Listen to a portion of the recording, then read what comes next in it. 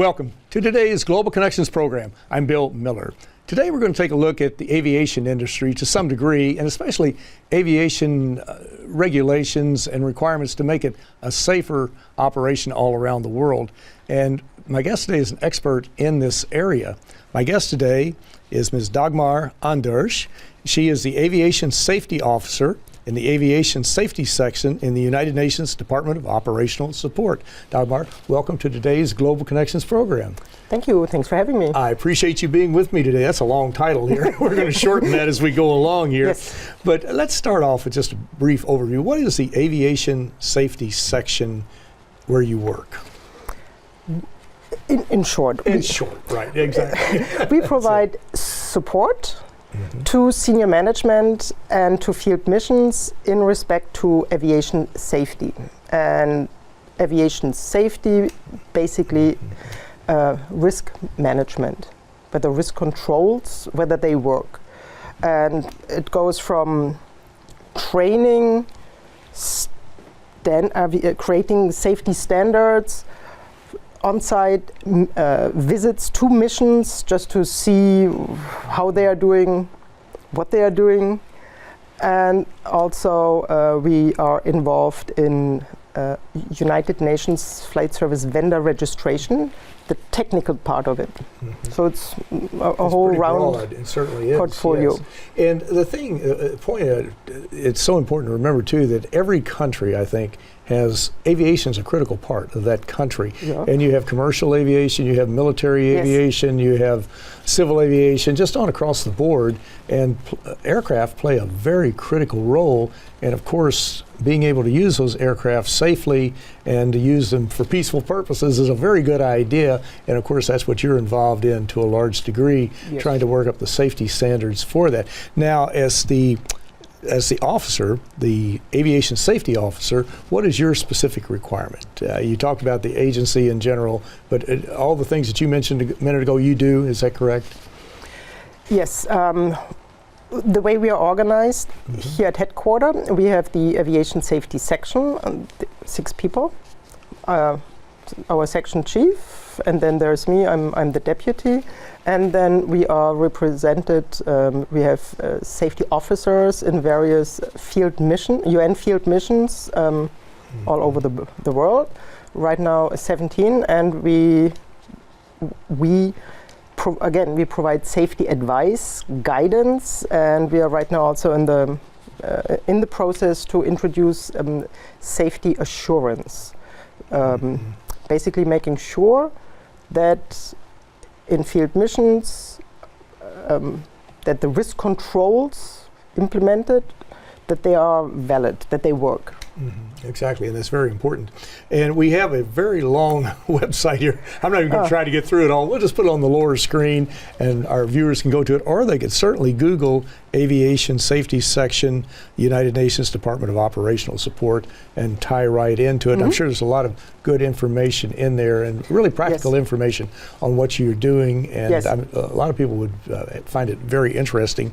Let's talk about what is a typical day for you. I guess maybe there's no typical day in the life of anybody who works at the UN or any place else in the world, but what is a typical day like for you?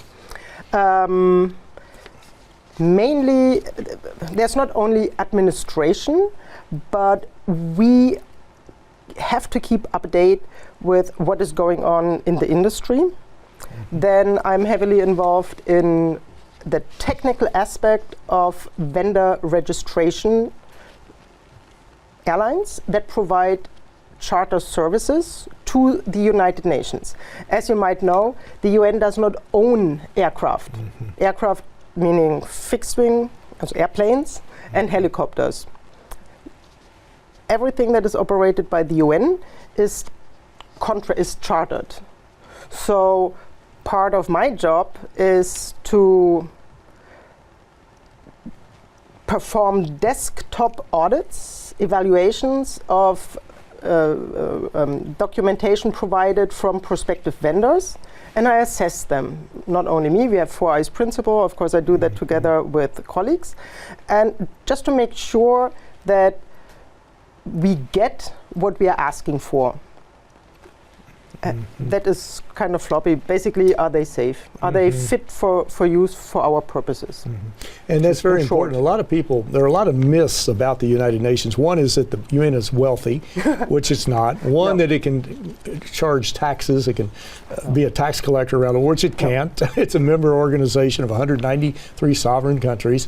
But when you were talking about the helicopters, I flashed back to the John Birch Society. You may not be familiar with this illustrious group in the United States, but they're UN bashers, and they are just loaded with misinformation, to put it mildly. But I remember back in the 60s, I guess it was, maybe even earlier, with John Birch came online back in the 40s or 50s, and they used to have these myths out there about the black helicopters. And these were the UN black helicopters that were poised, ready to swoop in on Washington, D.C. to take over the government, which was total nonsense, a total fabrication, a total lie.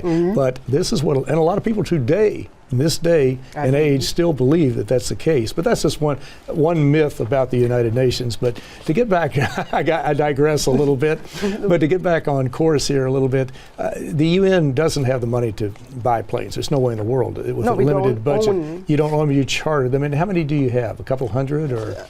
About 280, 290. 290 planes, roughly. Okay. And aircraft that is fixed and rotor wings all right. together. And these are invaluable to UN peacekeepers. You've got 12 UN peacekeeping missions, I think, 17. Right now, something like that. You've got the World Food Program that's distributing food and what have you, and they probably use them to some degree. World Food Program, they have their own flight department, but we partner very much because we adhere to the same set of rules and regulations, which whatever we do, everything is based on ICAO, International Civil Aviation Organization. Yes, that's it. I have to stop and think too, right? I use it every day.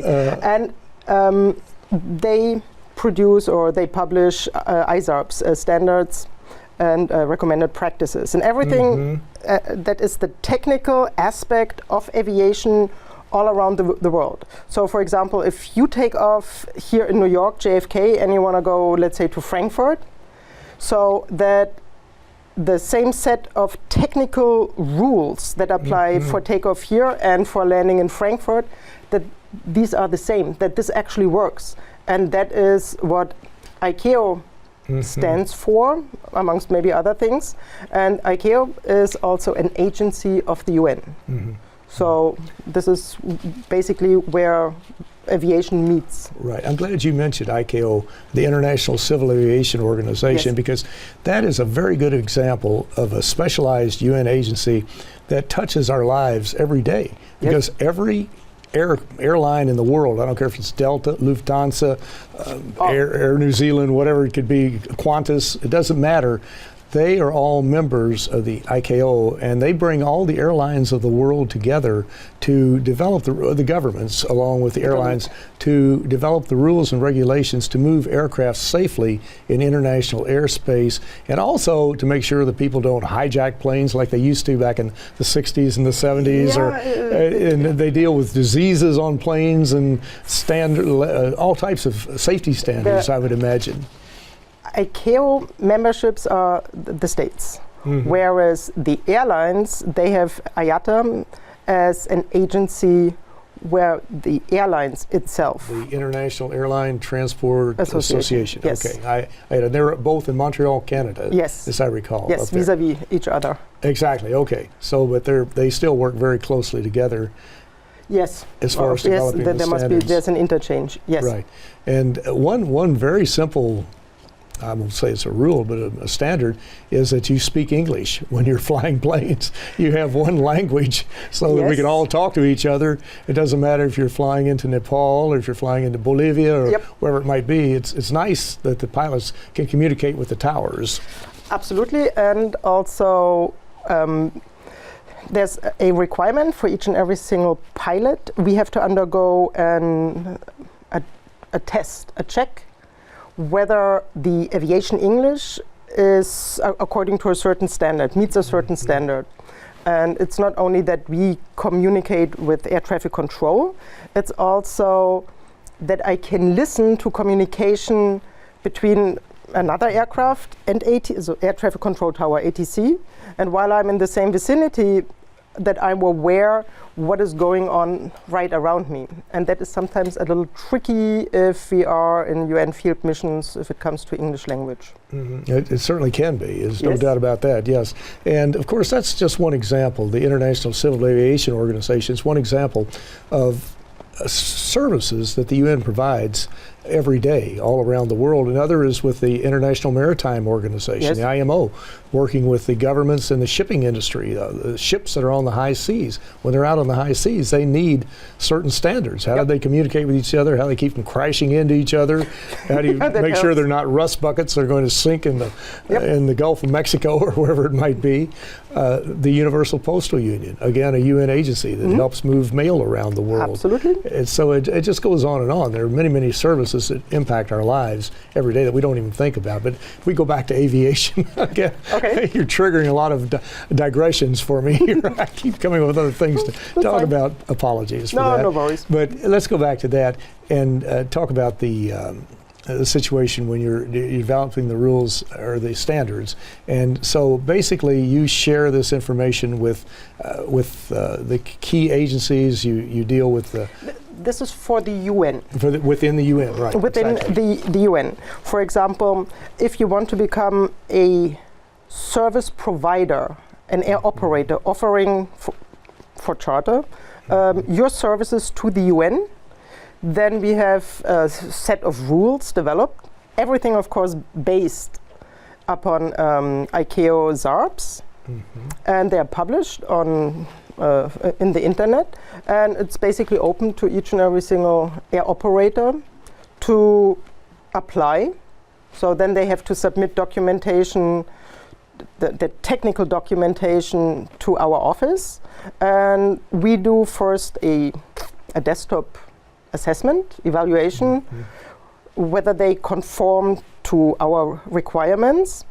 And then we also go on site and visit those vendors or prospective vendors to see whether what is documented that is actually implemented, that they do as they say. That's also part of what we do. And then write a report with a recommendation. That's also part of the portfolio of work we do.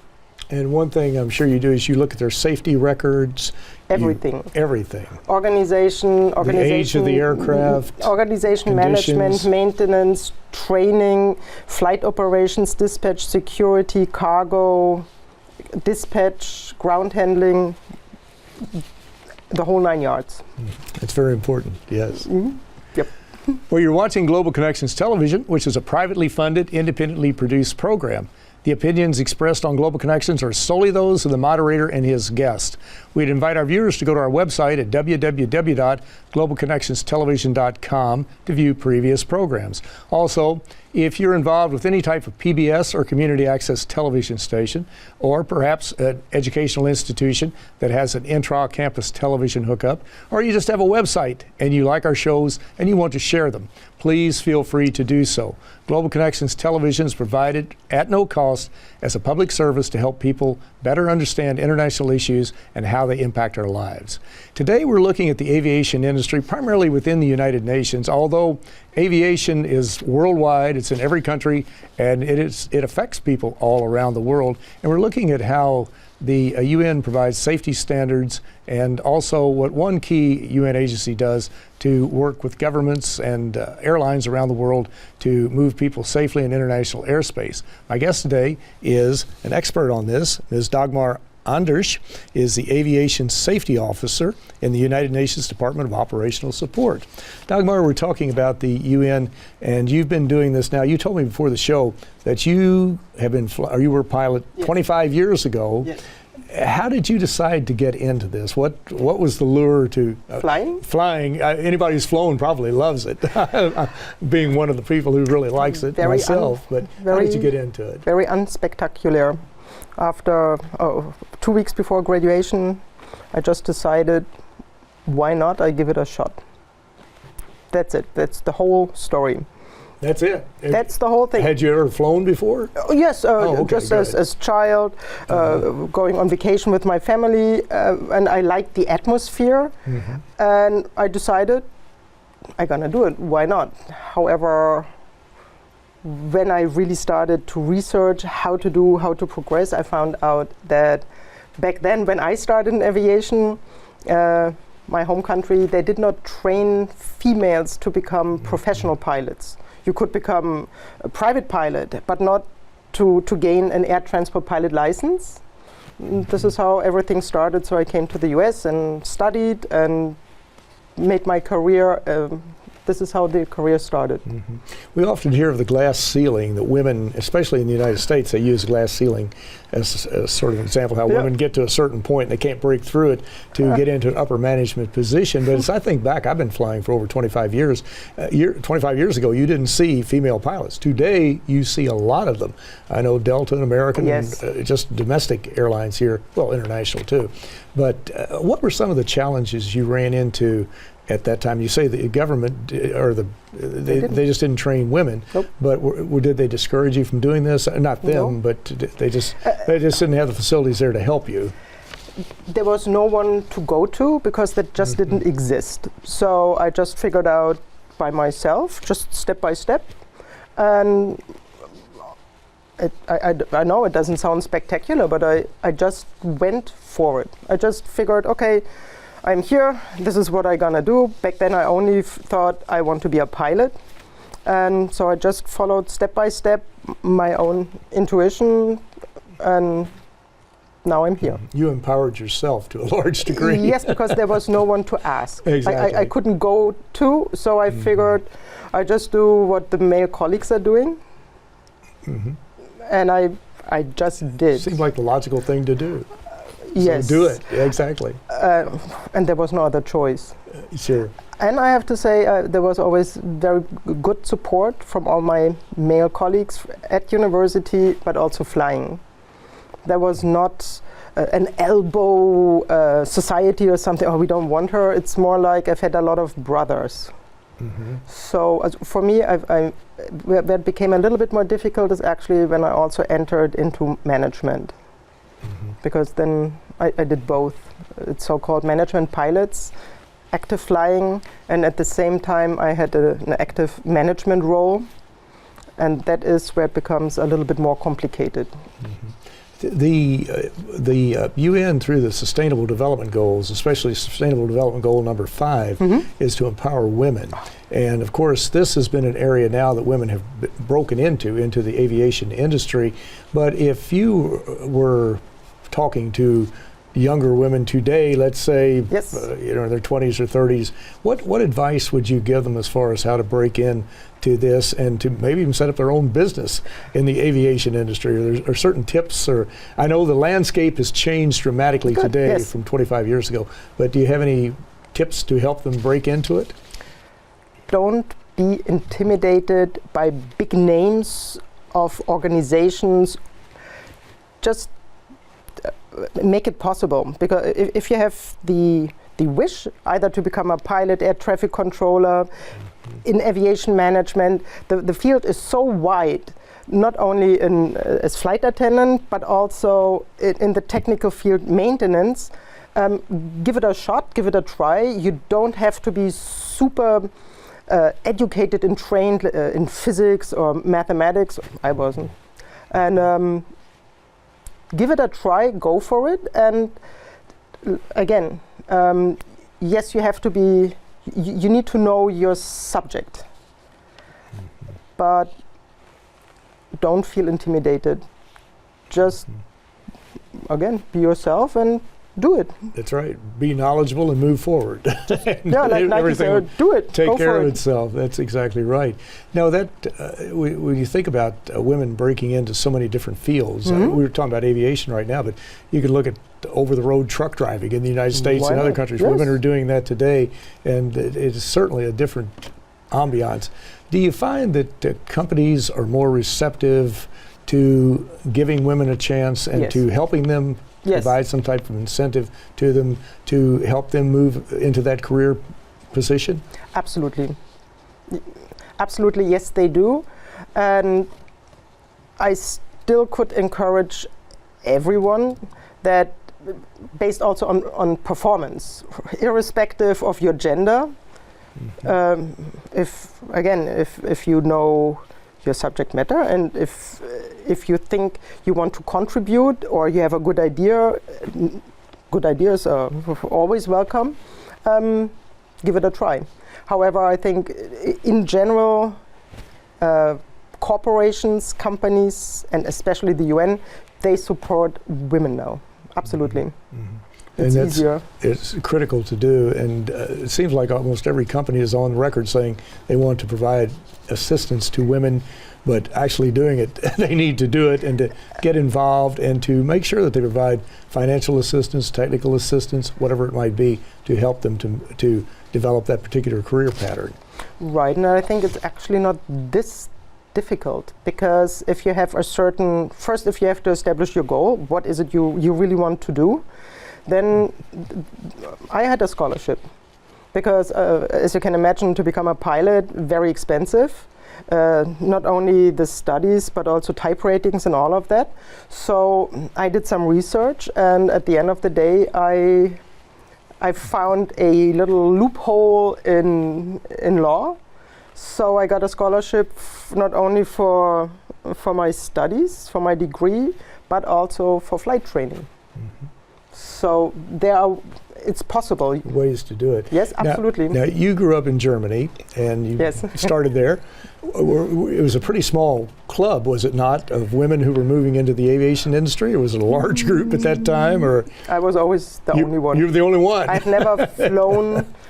I've never flown with another female in the cockpit together. There were none. So for me, I never could hide in the crowd because I usually was the only female. However, my take is if you don't want special treatment because of your gender, because I think this is counterproductive. Because if you're good, then performance and knowledge will speak for itself. So I don't need special treatment. So, and then I think if you really go for performance, then you really have gender equality. Mm-hmm. Exactly. Now I realize that you're involved in the overall technical standards setting operation to some degree, and that type of thing.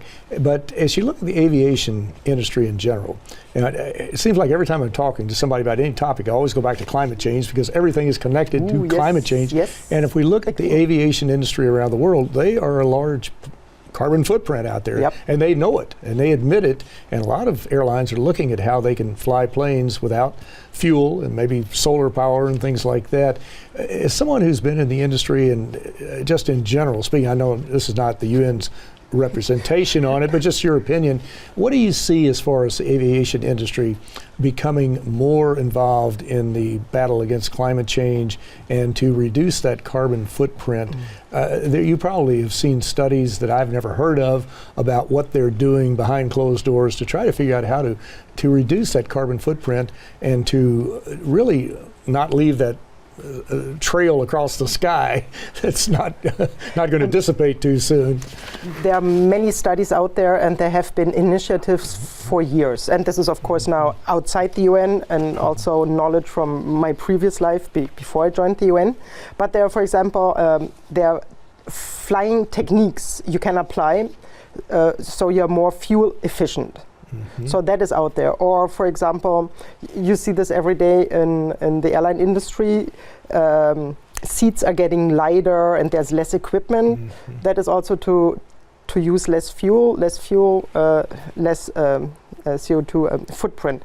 Then, as you're quite aware, in the regulators, they are also up for CO2 trading. There are a lot of initiatives out there, and I'm sure the big corporations, the manufacturers, they're already working on different types of engines. So I think there's a lot more in science out there, and in the future that we even aren't thinking of right now. It's very true. And Dagmar Andersch, this is a very important area. And if you look at any airport around the world, large ones anyway, international airports, they have thousands of people who work there. Yes. You have thousands who are pilots, attendants, mechanics, different people like that. It's a tremendous revenue producer, generator. It's a major driver. It's a major industry. Absolutely. In probably every economy in the world, I'm guessing. And of course, it's going to be even larger in the future. And we've got to figure out ways how the aviation industry can participate as a good corporate citizen and reduce its carbon footprint and really help us to not eliminate climate change. We'll never do that probably, but perhaps slow it down. But it's a very, very important area. And of course, what you're doing in the UN system to set up the rules and regulations and standards is very important. But I want to thank you so very much for a very interesting and a very informative program. Oh, very welcome. Okay, thank you. Thanks, Bill. I'm Bill Miller. Thank you for joining us today on Global Connections Television.